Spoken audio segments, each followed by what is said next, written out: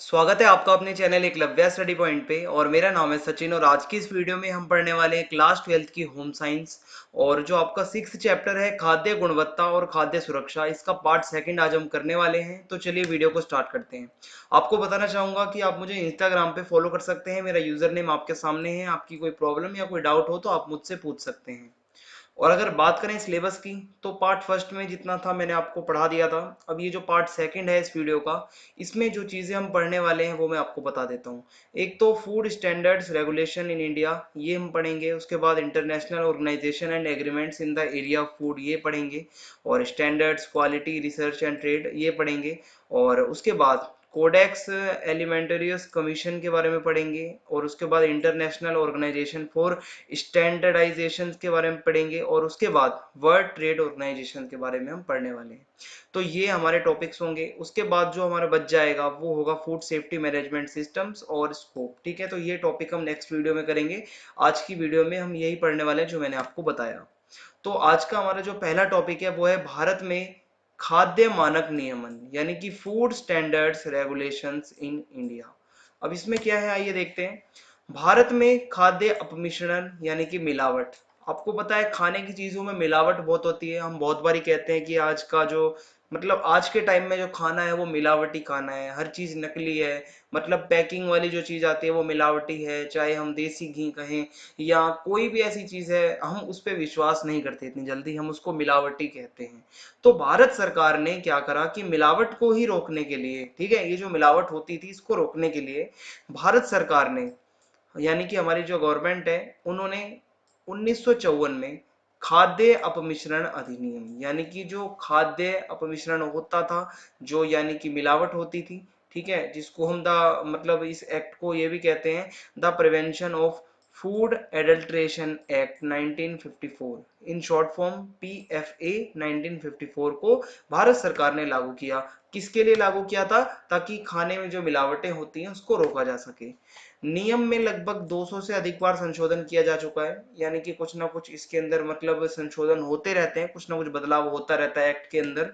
और इसमें क्या है देखते हैं। भारत में बड़े पैमाने पर बनने वाला अथवा आयात कर भारत में बेचे जाने वाला जो भी फूड होता है, यानी कि जो खाने की चीजें हैं, चाहे वो भारत में बनाई जाती हों या हम किसी दूसरे देश से आयात करते हो भारत के अंदर, उन सभी खाद्य उत्पादों को इस अधिनियम के अंतर्गत वर्णित सभी आवश्यकताओं को पूरा करना अनिवार्य था। यानी कि जो ये एक्ट बनाया गया, नियम बनाया गया, इसमें उस खाने की चीज की पूरी अच्छी तरीके से जांच की जाती थी, कहीं कुछ भी मिलावट ना हो। तो चाहे वो भारत का खाना हो, चाहे भारत बाहर से इंपोर्ट करता हो, उसकी पूरी ए टू जेड रिसर्च होगी, अच्छे से उसकी जांच होगी। उसी के बाद उसको आगे भेजा जाएगा बेचने के लिए लोगों के पास। और पीएफए ये जो एक्ट था, इसके अतिरिक्त अन्य आदेश अधिनियम भी हैं और भी कुछ आदेश थे, ठीक है, ऑर्डर्स थे खाने की चीजों से रिलेटेड, जो कि भारत सरकार ने निकाले। और जो कि फूड की क्वालिटी को सुनिश्चित करते हैं। अगर ये सब होता है तभी हमें वो चीजें लेनी चाहिए। अब इसमें क्या क्या था ये देखते हैं। सबसे पहला जो एक ऑर्डर था वो था फल और सब्जी उत्पाद आदेश, यानी कि fruit and vegetable product order. इस ऑर्डर के अंदर क्या कहा गया? यह फल और सब्जी उत्पादों की गुणवत्ता सुनिश्चित करने के लिए दिशा तालिका निर्धारित करता है।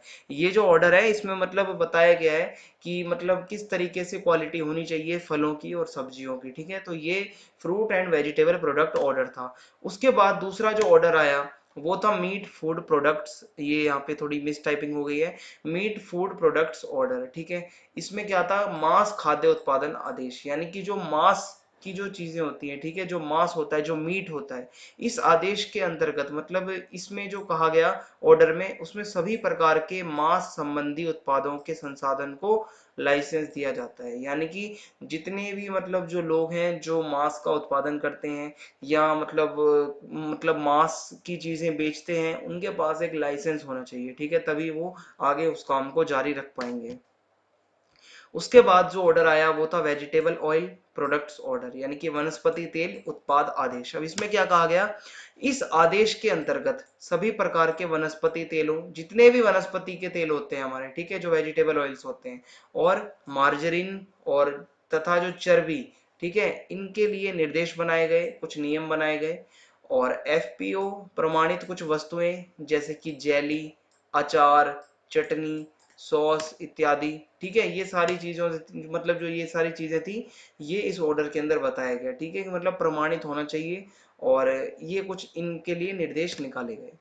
उसके बाद जो हमारा नेक्स्ट टॉपिक है वो है खाद्य मानकों, गुणवत्ता, शोध और व्यापार से संबंधित अंतरराष्ट्रीय संस्थान और समझौते, यानी कि इंटरनेशनल ऑर्गेनाइजेशंस। कौन सी वो ऑर्गेनाइजेशंस हैं जो इस क्षेत्र में काम करती हैं फूड फूड सिक्योरिटी और फूड क्वालिटी के लिए, और एग्रीमेंट्स कौन से समझौते हुए हैं, ठीक है, फूड स्टैंडर्ड्स के लिए और क्वालिटी के लिए, और रिसर्च एंड ट्रेड के बारे में हम पढ़ने वाले हैं। तो चलिए वीडियो को हम आगे बढ़ाते हैं। टॉपिक है कोडेक्स एलिमेंटेरियस कमीशन, ठीक है, CAC। अब ये क्या चीज है, आपको आपने इससे पहले कभी इसका नाम नहीं सुना होगा। इसमें क्या है, ये एक अंतर सरकारी संस्था है, यानी कि इंटर गवर्नमेंटल बॉडी है, ठीक है, एक संस्था है ये, और जिसे उपभोक्ता के स्वास्थ्य की सुरक्षा के लिए अंतर्राष्ट्रीय मानकों को बनाने तथा खाद्य तथा कृषि के अंतर्राष्ट्रीय व्यापार को आसान बनाने के लिए स्थापित किया गया। इसको मतलब ये जो कोडेक्स एलिमेंटेरियस कमीशन थी, इसको क्यों बनाया गया, इसको बनाया गया जो कस्टमर्स होते हैं, जो हम जैसे जो आम लोग हैं जो खाने की चीजें लेते हैं, उनकी हेल्थ की सुरक्षा के लिए, और कुछ इंटरनेशनल कुछ नियम बनाए जाएं, कुछ मेजरमेंट्स और कुछ मतलब जो मानक होते हैं, ठीक है, वो बनाए जाएं, और मतलब जो खाने के लिए और कृषि जो होती है, ठीक है, जो खेती होती है, उसका अंतर्राष्ट्रीय व्यापार जो है आसान हो सके, इसके लिए इसको बनाया गया था। और वर्ष 2017 में 187 देश जो थे इस संस्था के सदस्य थे, ठीक है, यानी कि इसमें मेंबर कितने थे 2017 तक, 187 कंट्रीज। और क्या है इसके अंदर, भारत भी अपने स्वास्थ्य एवं परिवार कल्याण मंत्रालय के माध्यम से इस संस्था का सदस्य है, यानी कि इंडिया का जो एक मंत्रालय है, एक मिनिस्ट्री है, स्वास्थ्य एवं परिवार कल्याण मंत्रालय, उसके माध्यम से भारत भी कोडेक्स एलिमेंटेरियस कमीशन का एक मेंबर है। और CAC खाद्य मानकों से संबंधित विकास कार्यों के लिए एकमात्र तथा सबसे महत्वपूर्ण अंतरराष्ट्रीय संदर्भ केंद्र बन गया है, यानी कि जो ये CAC है, ठीक है, जिसके बारे में मैंने आपको पढ़ाया अभी, ये खाद्य मानक, यानी कि मतलब जो खाद्य के मानक होते हैं खाने की चीजों के लिए, उनसे जुड़े हुए जो भी विकास कार्य हो सकते हैं, उसके लिए बहुत ज्यादा इंपॉर्टेंट ये संस्था बन चुकी है आज के टाइम पे। और इस संस्था के द्वारा प्रकाशित किए जाने वाली खाद्य नियमावली को अंतरराष्ट्रीय स्तर पर अपनाए गए खाद्य मानकों का एक विश्वसनीय संग्रह माना जाता है। जो इन्होंने खाने की चीजों के लिए जो कुछ नियम बनाए हैं, उसको इंटरनेशनल लेवल पे बहुत माना जाता है, मतलब बहुत विश्वसनीय है। जो इन्होंने नियम बनाए हैं खाने की चीजों से रिलेटेड, जो मानक बनाए हैं, वो बहुत ज्यादा मतलब ट्रस्टेबल आप कह सकते हो माने जाते हैं। और इसमें क्या है, इस प्रकाशित प्रलेख को कोडेक्स एलिमेंटेरियस के नाम से जाना जाता है, ठीक है। ये जो मतलब है, ठीक है, जो ये CAC है, इसको कोडेक्स एलिमेंटेरियस के नाम से जाना जाता है। और ये इस टॉपिक में इतना ही था। नेक्स्ट टॉपिक है अब अंतरराष्ट्रीय मानकीकरण संगठन, यानी कि इंटरनेशनल ऑर्गेनाइजेशन फॉर स्टैंडर्डाइजेशन, ठीक है, स्टैंडर्डाइजेशन, और इसको हम शॉर्ट फॉर्म में ICO भी कहते हैं। अब इसमें क्या है, ये संगठन किस लिए बनाया गया, देखो, विश्व के विभिन्न देशों की राष्ट्रीय मानक संस्थाओं, ठीक है, का अंतरराष्ट्रीय गैर सरकारी संघ है। ये जो मतलब संघ है, ये क्या है कि विश्व के विभिन्न देशों की राष्ट्रीय मानक संस्थाओं का अंतरराष्ट्रीय गैर सरकारी संघ है। ये इंटरनेशनल लेवल का एक संगठन है, ISO।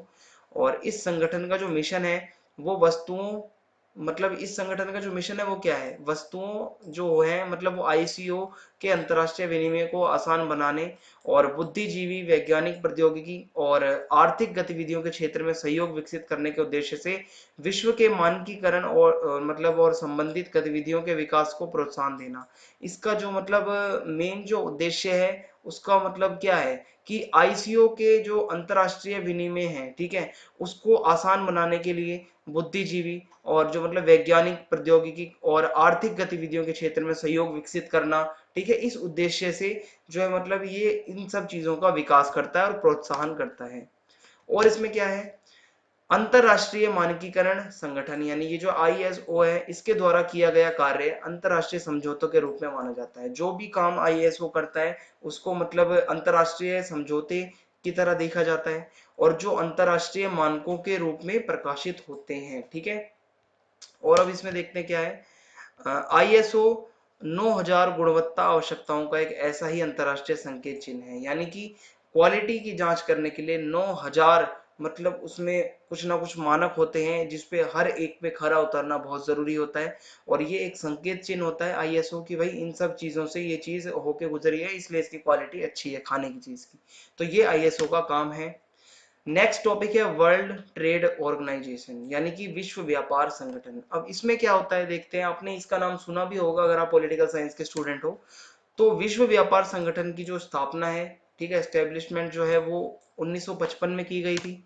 और इस संगठन का जो मेन उद्देश्य है वो है अंतरराष्ट्रीय व्यापार के समझौतों को लागू करना। जो इंटरनेशनल ट्रेड होता है, जो दो देशों के बीच जो व्यापार होता है, उसके लिए जो समझौते होते हैं उसको ये लागू करता है। किसी भी प्रकार के अंतरराष्ट्रीय व्यापार संबंधी विवाद को सुलझाना, मान लो कोई दो देश हैं, इंडिया चाइना है, उनके बीच में कोई लड़ाई झगड़ा हो रहा है व्यापार से संबंधित, तो उस चीज को कौन छुड़ाएगा और उसको कौन सुलझाएगा? वर्ल्ड ट्रेड ऑर्गेनाइजेशन सुलझाएगा। और इसका क्या है कि भाई अपने सदस्य देशों, जो भी इसके मेंबर हैं वर्ल्ड ट्रेड ऑर्गेनाइजेशन के, अपने जो भी मेंबर हैं उन देशों की व्यापार नीति से संबंधित मुद्दों में सहायता करके व्यापार को सहजता पूर्वक और स्वतंत्रता पूर्वक और निष्कपटता पूर्वक और पूर्वानुमान के साथ चलाने में सहायता करना, यानी कि सलाह देना जो भी मेंबर्स हैं कैसे व्यापार को बढ़ाया जा सकता है, ठीक है, कैसे स्वतंत्रता पूर्वक और निष्कपटता पूर्वक कैसे हम मतलब आइडिया लगा सकते हैं। और ये सब चीजों में जो है सहायता करता है वर्ल्ड ट्रेड ऑर्गेनाइजेशन, अपने मेंबर्स की हेल्प करता है। तो इस वीडियो में इतना ही था। इसके बाद जो वीडियो आएगी, यानी कि जो पार्ट थर्ड आएगा, उसमें चैप्टर कंप्लीट करवा दिया जाएगा। अगर आपको वीडियो पसंद आई हो तो आप चैनल को सब्सक्राइब करना बिल्कुल भी ना भूलें, बेल आइकन को दबा दें ताकि आने वाले वीडियोस के अपडेट आपको मिलते रहें, और वीडियो को ज्यादा से ज्यादा शेयर कर दें। जय हिंद, जय भारत, धन्यवाद।